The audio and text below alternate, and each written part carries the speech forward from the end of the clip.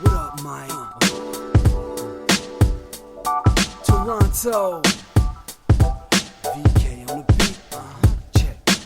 I'm in Toronto where you wanna get the city love. I'm from Toronto where you wanna get the city love. I'm in Toronto like we wanna get the city love. My city love me back for my city love. Welcome to episode 1631 of Toronto Mic'd, proudly brought to you by Great Lakes Brewery, a fiercely independent craft brewery who believes in supporting communities, good times, and brewing amazing beer.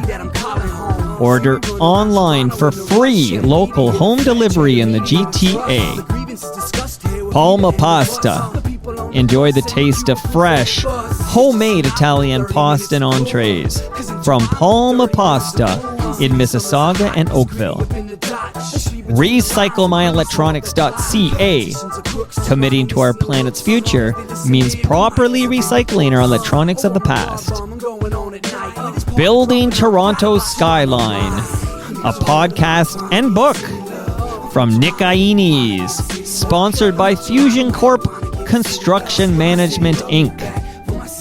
and Ridley Funeral Home, pillars of the community since 1921. Joining me today, returning to Toronto Mic'd, is Joel Greenberg. Toronto Mic'd is my podcast. I host it, I book the guests, I produce it, I do the research, I promote it, I manage every aspect of sponsorship from sending the invoice to ensuring I have fresh GLB and Palma Pasta lasagnas in the freezer. And yes, I take the post-recording photo by Toronto Tree. I do it all. But I also produce podcasts for businesses and regular people like Joel Greenberg.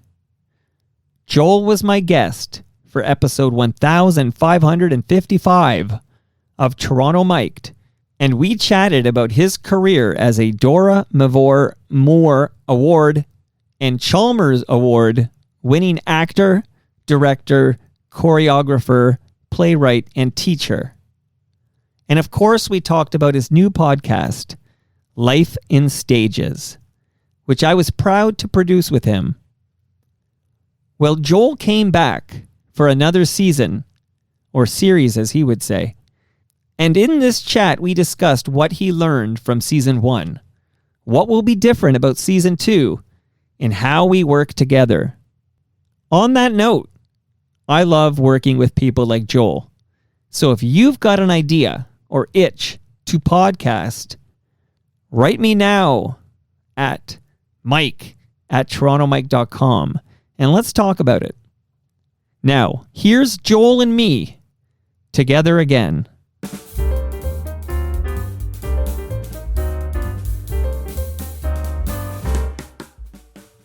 Joel Greenberg, how you doing? Oh, I'm good. Thank you. I am very good. This is our second recorded conversation. Yep. So what I'm dying to know off the top is, what was the reaction to our first conversation? Well, the first conversation was the last episode in Series 1. It was episode 11. And I've spoken to, quite a number of people have listened to it and have been very generous in their commentary. I guess starting with my wife, with Phyllis, right, said when we were talking to a friend who brought it up, and she said, there were a number of things you raised that you never told me. I said, well, it wasn't a secret. Yeah. But I said in conversation with Mike asking questions, and with me not, picking and choosing carefully. Right. It's fun to be able to talk without feeling that that I have to be cautious or careful. If you're doing a sort of a more standard interview, interviews that I've done, almost always promoting a project of some kind, you're far more guarded, and careful to not be, to digress.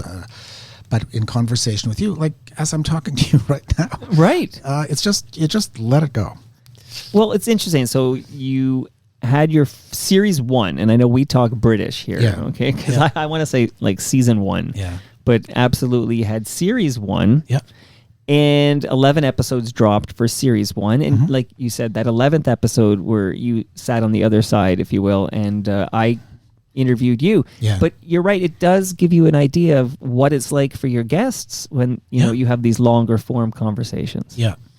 Yeah. I was so struck when I was listening to the episodes as they dropped.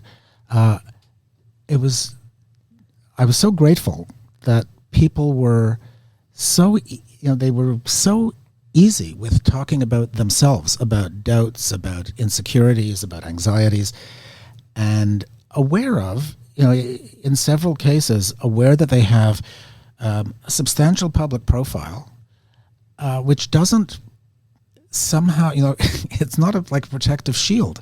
You still have, actors who have been doing this, mostly actors who have been doing this work for 30, 40, and even 50 years.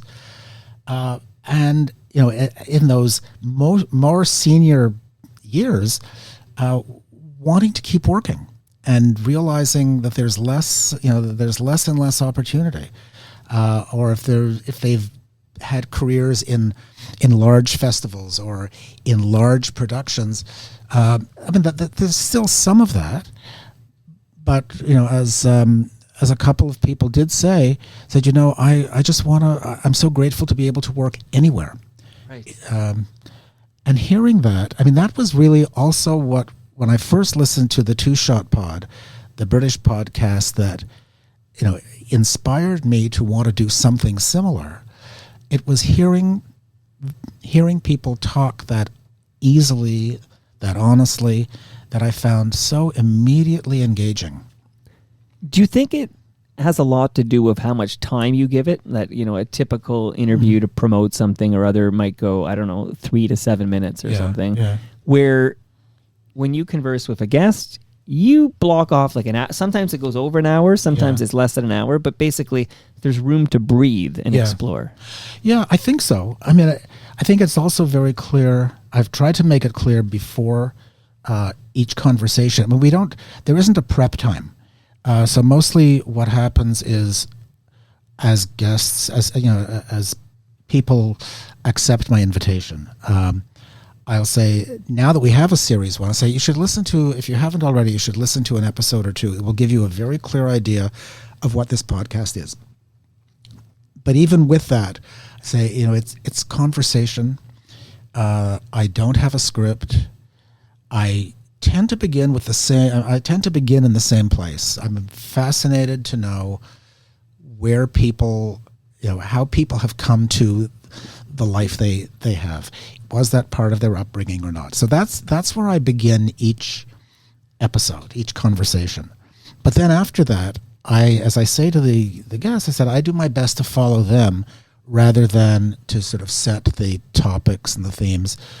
And as a result, I think because each guest is a distinctive personality, I think I hope that the episodes really do sound unique, and you can't confuse one guest with another.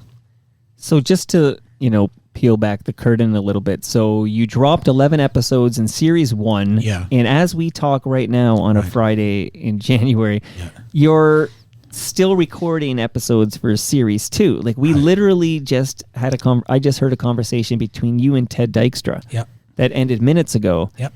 And so I've had this interesting vantage point on your evolution as a host, because I feel like possibly, and you'll correct me if I'm out to lunch here, but like in the beginning you did have notes. Mm-hmm. I feel like papers would come with you and notes, and then as you did this, the notes got smaller and smaller, and now there's no notes on the table. Yeah, that's true. Certainly for the first few, and I think the notes. I think the notes were as much like a security blanket. Well, like that feather was for Dumbo. Yeah. I had to have something in front of me, even if I didn't refer to it. Right. No, but you're like you're a safety net, maybe. Yeah, no, it is absolutely. And because I've never done, I haven't done this before. Right. I've certainly been on the other side, being interviewed, and I know. I think all people who are interviewees have pretty good instincts for when the person who is interviewing actually has no idea who they're talking to, right, or why. So I didn't want to be that, and this is fun. I mean, it really is fun because talking to people. I mean, the people who are participating in this and joining me in conversation are so interesting, and they're so willing to talk. So I don't have to. My work isn't to get them to loosen up. Right. Right. Well, it's interesting how different all the guests are, and like you really don't know what you're gonna get till you rock. We literally recorded twice with the same guest, and they were very different episodes. Right. Like so you really don't know what you're gonna get, and there's so many variables at play. Yeah. And again, it's fresh in my mind because you just recorded it. But the Ted Dykstra conversation, just how giving he was, like some harsh realities, I would say, like the stuff that doesn't make the bio that he prints in the the book or whatever. Yeah. But you really, like, he felt comfortable enough to he talked about his alcoholism, and he just talked about everything. Yeah. I mean, all people won't. He was. I remember in the episode with Michael Healy, when Michael said that for the first 10 years of his career, he wasn't writing, or if he wasn't writing plays, he was acting. He said he was not getting really very good work at all. And I remember I found it particularly potent when poignant as well, when he said, I used to go to the theater and I would sit and I would get, I think he said, I would get angry, thinking I should be up there. I can do better. Or that kind of envy. And I said, wow, that's probably, that's amazing. I mean, it's wonderful to hear that somebody can be that forthcoming, and not in a way, like he wasn't applauding himself for saying it. I mean, that was a reality. And I've no doubt that people who have listened to him, particularly people who have been in a position to feel that they are yearning for something they're not getting, whether it's in the theater or otherwise, you can connect with these people. So you revealed moments ago that you listened to series 1 as a subscriber. So they would drop, and you would literally listen as a subscriber as they dropped, even though we had recorded them all in advance. Mm-hmm. So I'm wondering, like, how did you feel, like, as you would listen to yourself? Like, are you particular, like, some people are very critical of themselves, like, oh, I don't like that and I don't like this. Like, I'm just wondering, when you're listening back to these episodes after they drop, and you're listening with the masses who are also listening, Phyllis is listening, everybody's listening, Jessica's listening. Yep. How did you feel? Well, the first, I remember clearly the first conversation was with Mark McGrinder. Mark is my son-in-law. We didn't, afterwards somebody asked me, said, did you talk about that? I said, well, no. I said, no, you didn't, because I think I didn't connect these dots till right now. And also, I didn't, it wasn't a plan. We weren't being coy. It just didn't come up. And I've known Mark. I mean, I knew him long before he was part of the family. And he was a student of mine at the University of Waterloo. So I knew him. I think I met him when he was 18 or 19, something like that. So I've known him for a very long time. And that conversation was really easy because Mark did all the talking. I occasionally was able to get something in. But after that, with people who I didn't know well, or people I hadn't had any contact with in 30 or more years, I was anxious about being relaxed and being able to follow them, and there were one or two where I thought, oh, there are so many us. and repeated phrases. But I don't mind the sound of my own voice. I don't care. there certainly are, I have mentioned to a couple of our guests, you can now listen to this if you want. And several of them said, I never listen to myself. I understand that. Right. And I think when I was acting a very long time ago, I found it I found it difficult to listen. I found it much harder to watch myself. I don't know how I'm sure there are people who know how to do that. I certainly didn't. No, it was fun. And I've listened to all the episodes and I've enjoyed it because it's fun. I'm not going into rehearsal and worrying about whether what I'm going to bring into the room is going to be celebrated or not. Right. Yeah. And I mean, if it wasn't fun, you wouldn't be doing this. No.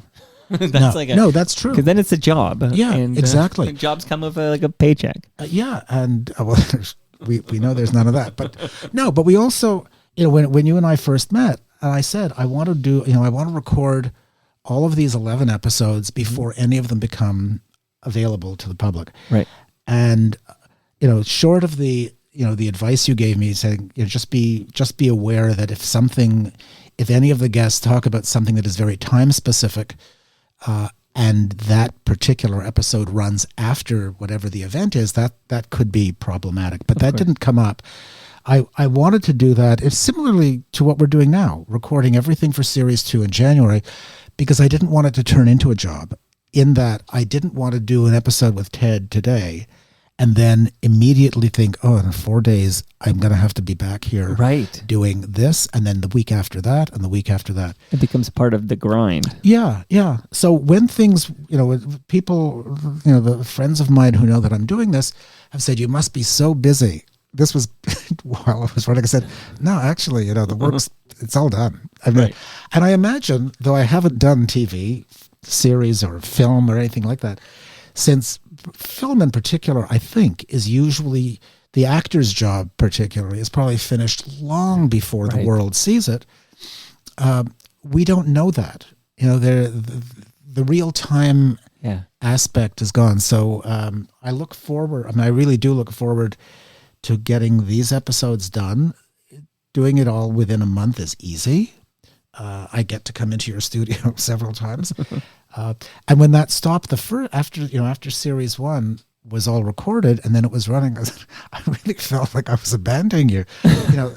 Well, I got used to this rhythm. Yeah. And I would spend, several hours a week with my buddy Joel Greenberg, and then all of a sudden you were gone. I know. And then there was that, that little bit of like a time delay. You talked about actors, like they film these series, and then 6 months later, when they're dropped in the public, it's like everybody's aware of them, and they're like, "Oh my God, I'm watching you on TV," and oh, you must be busy. But meanwhile, you haven't worked in 6 months. That's right. That's right. Yeah. But it's like, where's Joel? Okay, so I'm very excited. There's a Series 2. Yeah. But interesting that so Mark McGrinder was your first guest in the studio. Yeah. And obviously you had a rapport and you knew each other and you talked about it, but it's only today, I was this years old when I realized he's your son-in-law. Yeah. So that sure never came up in the conversation. Yep. But on that note, so for Series 2, see, I'm British now too. I've decided I like this series thing. For Series 2, one of your guests who was also in person, and this has already been recorded, so I've already witnessed it, Jessica Greenberg. Yep. Is that easier because this is your daughter, or is it more difficult because this is your daughter? It's a similar question that I've been asked when I've been directing a play that Jessica is acting in. And my answer to you about the podcast is similar to how I've answered in the past, and that I take my lead from her. I mean, Jessica was so comfortable. And what I wanted to be able to, I was hoping to have a conversation with her that was informative, and where I was able to do with her, I guess, what I do with other guests, and reveal things, have her reveal things, not deep trauma stuff. Because at one point, you'll remember, she said when she was in theater school, she remembered blaming us, her parents, for the fact that she didn't have this traumatized life. And in theater school, she said she saw all around her, she said, people who were drawing on these horrible. Shame on you, Joel. Yeah, exactly. So no, I did. I probably because we've been working together for a long time, though we're not now. I mean, I've been away from Studio 180 for a couple of years. I don't know. I didn't think it was. I think I was probably anxious at the beginning to not be asking stupid questions or making assumptions. I mean, she reminded me of things that I didn't remember, and that probably added to my comfort level. Yeah, I would think you might be hyper aware at the beginning to treat her like any other guest. Yeah. And not make it like father-daughtery. Mm-hmm. Yeah. But it's also, at the same time, I'll go, because you were very successful not making Mark McGrinder father's son-in-law because it didn't come up at all. But so that's one of the great conversations awaits us in series 2. So when I asked you earlier about how you felt listening back to yourself in series 1 as a podcast subscriber, now I'm curious, what feedback did you get from others who listened along with series 1? People, the feedback, I would like more. I mean, I've been getting feedback, and mostly with, I've learned with the podcast, I never did it. I mean, I knew what Instagram, I knew what the word was, right, but I didn't subscribe to it. I didn't look at it. And now in an effort to broadcast the podcast, I use Instagram. I post a lot of photos on Instagram, largely production photos that guests, showing guests in different films and plays. And similarly, some of the stuff on Facebook, because they're both, Facebook and Instagram are the same meta. So it's really easy to do that. Mm-hmm. You asked. Well, I'm just curious. So I'm just wondering, did anybody give you any like harsh criticism? No. Are people too, because most of these listeners are Canadian. They're not going to give you harsh criticism. No, I mean, it's, at the beginning in particular, when it was new, good for you. And I think it's great. That was sort of that kind of almost generic. And I don't say that critically.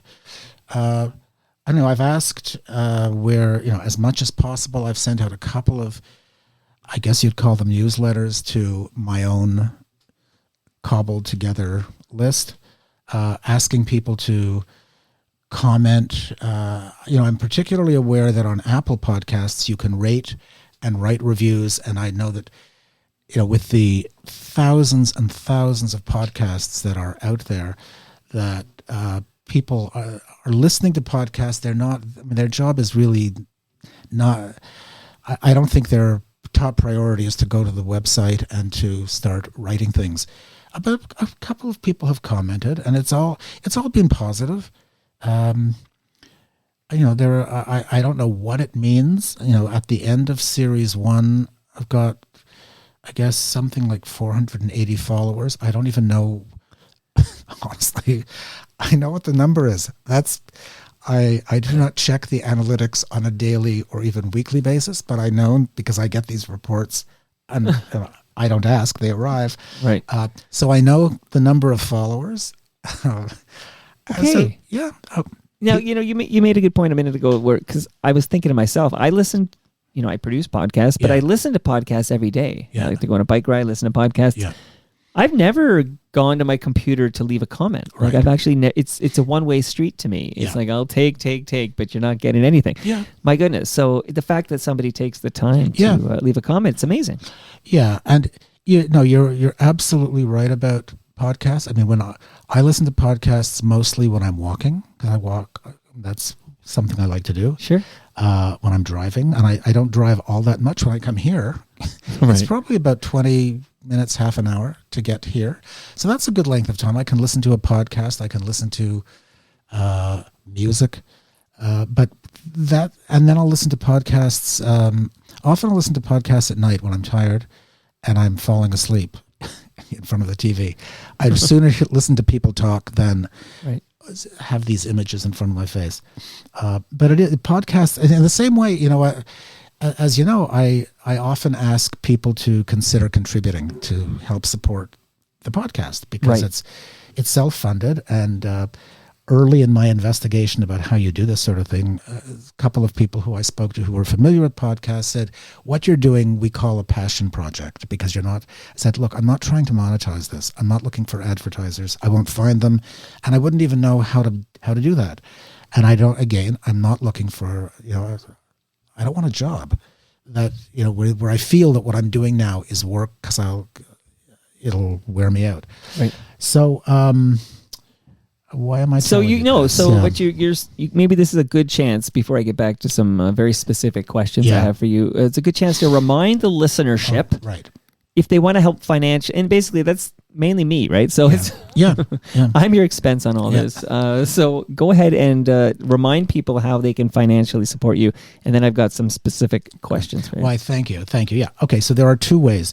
If you're in Canada, certainly in Toronto, but in Canada, e-transfer is the simplest, and you can do that by sending contributions to Jerica, Jerica, Life in Stages at Rogers.com. And for the listeners who are outside of the country, you would go to Patreon, patreon.com/Life in Stages. And at Patreon, the instructions are very clear about how to contribute. Thanks.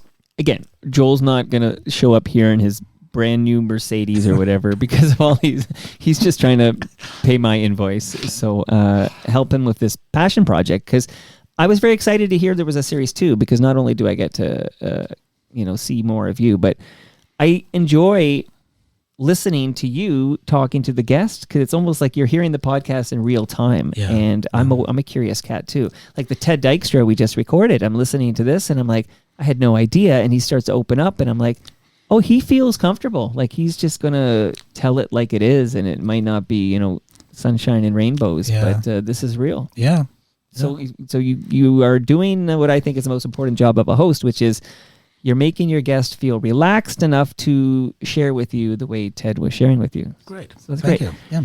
Now, this is a very pointed question, but if you could record series 1 over again, like fresh start, that was like a practice round, would you do anything differently? Like, is there anything you've been thinking, I wish I had done this differently in this particular conversation? Any of that? No. There was one episode, and maybe it was you'll probably know this better than I. It may have been the first. I think it was the first episode of series 2 where I didn't introduce myself, and at the end of the episode, I didn't end the episode. I just said thank you to Morris Panich, and then after the fact said, "Oh yeah, no, I didn't. I think I wasn't ready for this one." So that's something. But no, it's exactly the format that I imagined, for the conversations to be pretty free form, and I wouldn't. I really, even if I wanted to, I wouldn't even know what I'd want it to change, how I'd want it to change. Oh, that's ideal right there. So you just mentioned Morris Panich, and I mentioned Jessica Greenberg. So do you want to tease any of the other names that we'll be hearing in series? And again, I'm actually not sure now as I talk to you. I guess does this drop as like the 11th episode? So people have heard these already? Yeah, I think this will be episode 12, like the first of series 2. Okay. Oh, I see. The first of series 2. Yeah. Okay. Then tease what's coming up in this second series. We will be meeting Corinne Koslow and Nancy Polk and Shauna McKenna and Sherry Flett and Jonathan Wilson and R.H. Thompson and Tom McCamus. And we've already recorded Morris Panich and Jessica Greenberg and Ted Dykstra. If I've left anybody out, it's because I don't have sheets of paper in front of me. Which I like, actually. Yeah. And if I've left anybody out, it's my error. It's not in any way. And the broadcast order is yet to be determined. To be determined. Yeah. Okay. Has anyone said no? And it's up to you if you want to name a name, but has anyone said no to your invitation? Well, a couple of people. In series 1, a friend who is a longtime actor, just said this. He began by saying, "I don't think I'm that interesting." Him, not me. And Right. I disagreed. I said, I wouldn't have asked you this if I felt you weren't that interesting. And his follow-up response was, I don't think this is a really good time for me. So that, You got the hint. Fair enough. Yeah. And this time, with this series, there were two people who, when I approached them, one said he was currently dealing with some very serious family issues. He said, my mind is probably not in the right place. Mm-hmm. And the other person, said, sure, this would be good. And then I never heard from him again. So it's been, it's been small in number. And in fact, a few people who have commented, largely, I guess, on Facebook, looking at photos and some of the brief text that I posted, a few people have said, I would be thrilled if you would consider, including me in a future episode or two. Interesting. Yeah.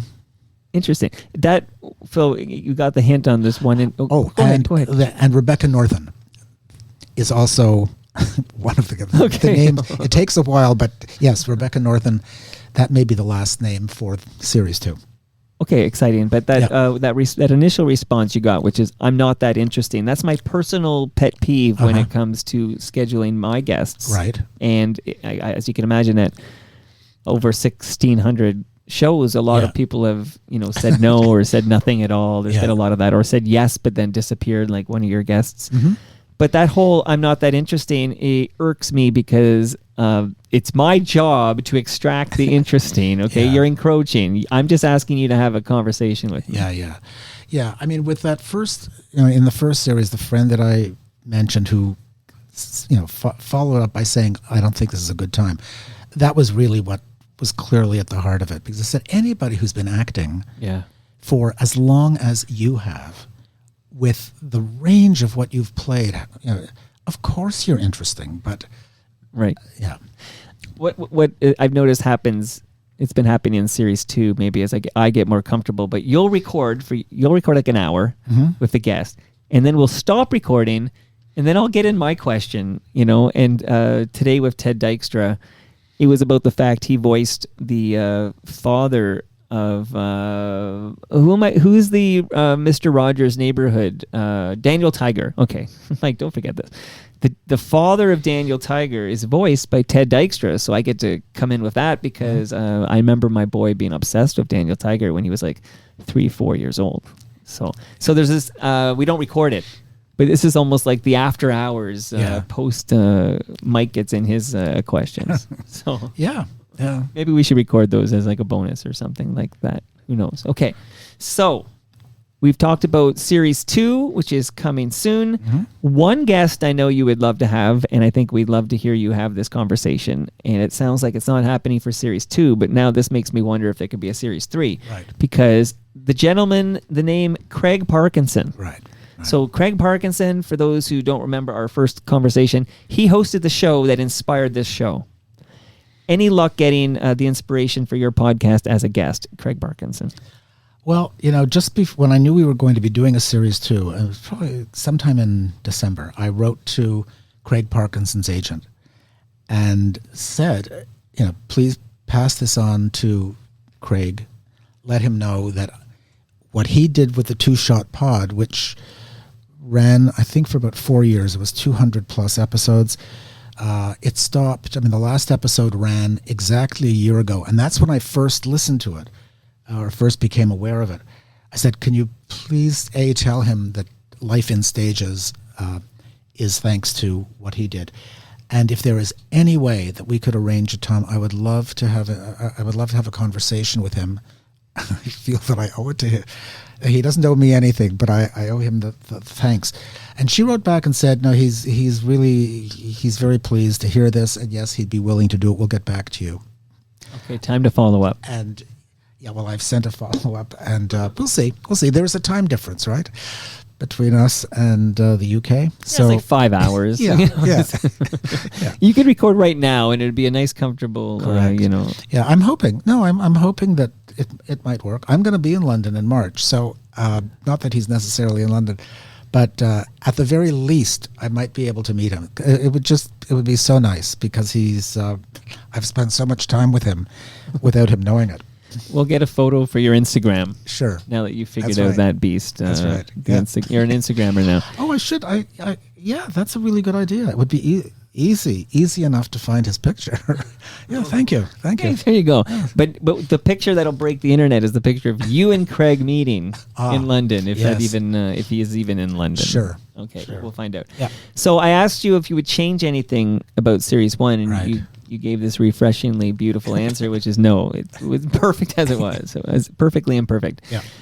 So I'm wondering, though, have you modified your interview style? Like when you have these one-on-one conversations, have you learned anything about hosting them that will make Series 2 even better than Series 1?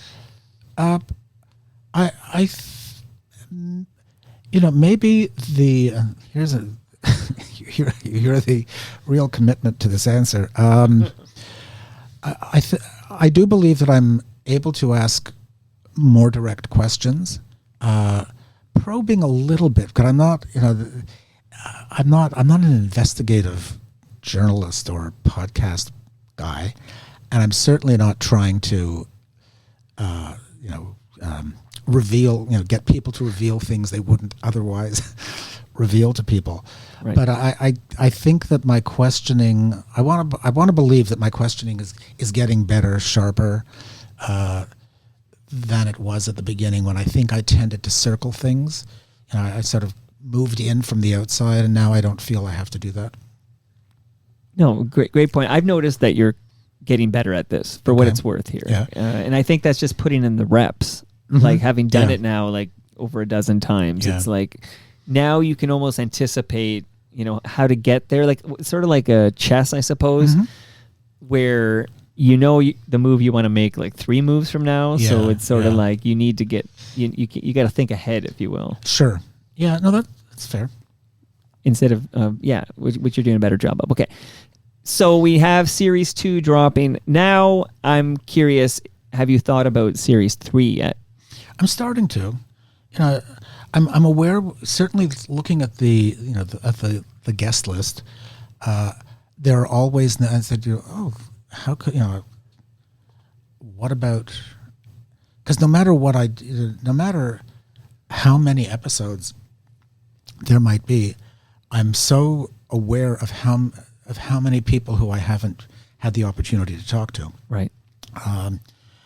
And it certainly there's a huge range of what's possible. What I did, one of my less successful forays into extending my reach well beyond my own network, I sent information to every professionally listed theater in the country, just saying, this is the podcast, this is coming, this is what it's about.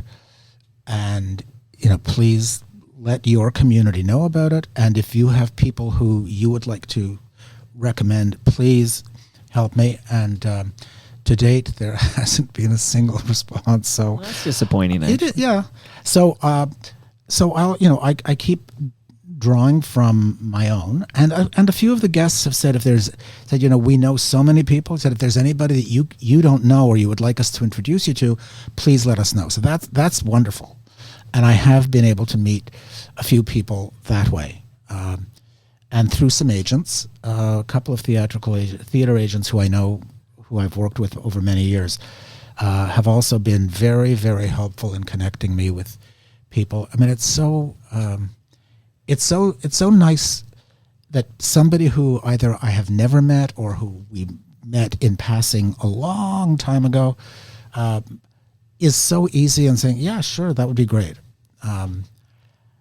And as you do this, and as you have more conversations, these Yeah. one-on-ones, Yeah. I do think you alluded to this, but you'll hear a guest talking about somebody else, Yeah. and you'll realize, I would like to talk to them, and then Yes. your greatest referral for that is the guest you just talked to, who'll be like, That's right. introduce you basically. Yeah. Here's Joel, he's got a great podcast, you two should have a conversation Yeah. or whatever. And Yeah. it's fun, as I ask you about, here we are still recording Series 2, Yeah.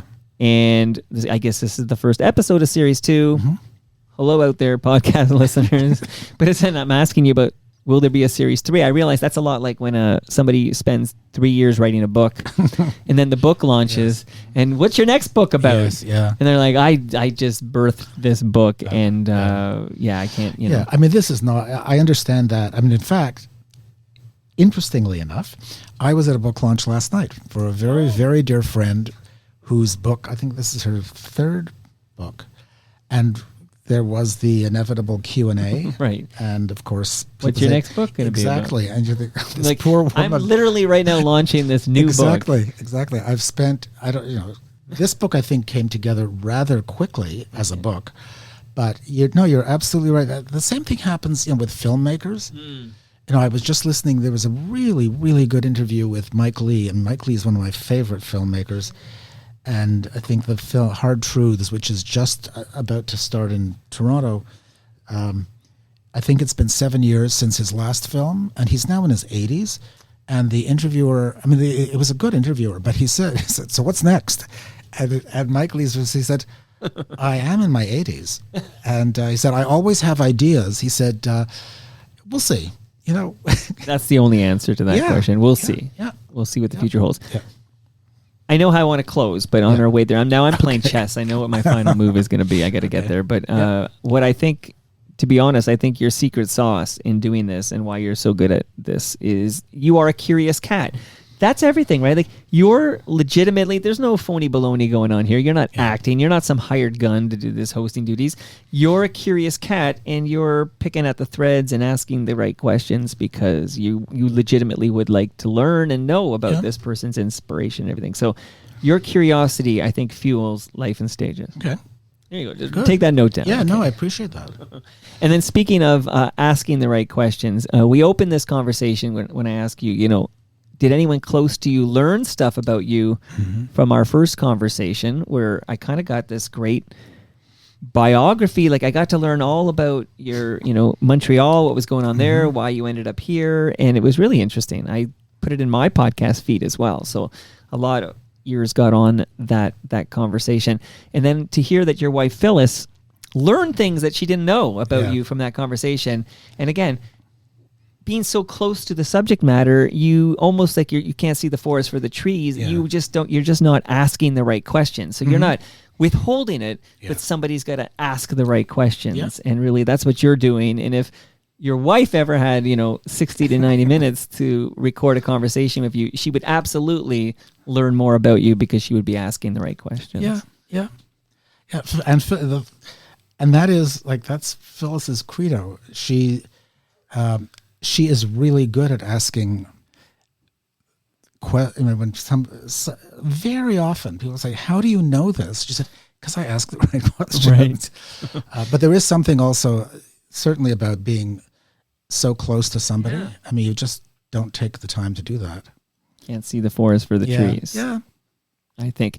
So keep asking the right questions. We're not done recording all the episodes for series 2, but I look forward to when they do release them. I also listen even though I'm in the room for them and then I edit them and everything.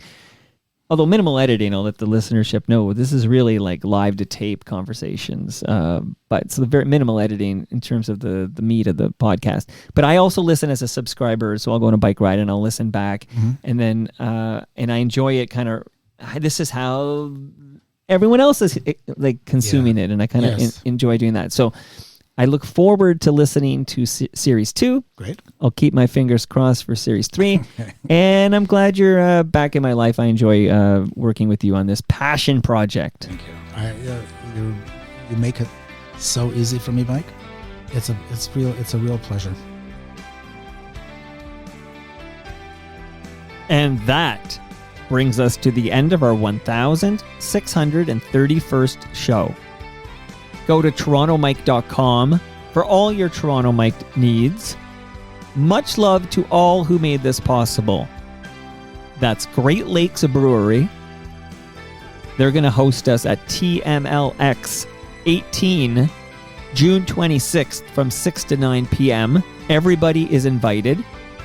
You'll be fed that day by Palma Pasta, RecycleMyElectronics.ca, That's where you go if you have old electronics, old cables that you need to get rid of. You don't throw it in the garbage. You go to recyclemyelectronics.ca.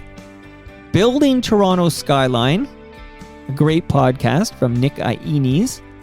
And Ridley Funeral Home, Subscribe to Life's Undertaking, an excellent podcast by Brad Jones. I get to co-host that one. See you all tomorrow when my special guest is rock photographer John Rowlands.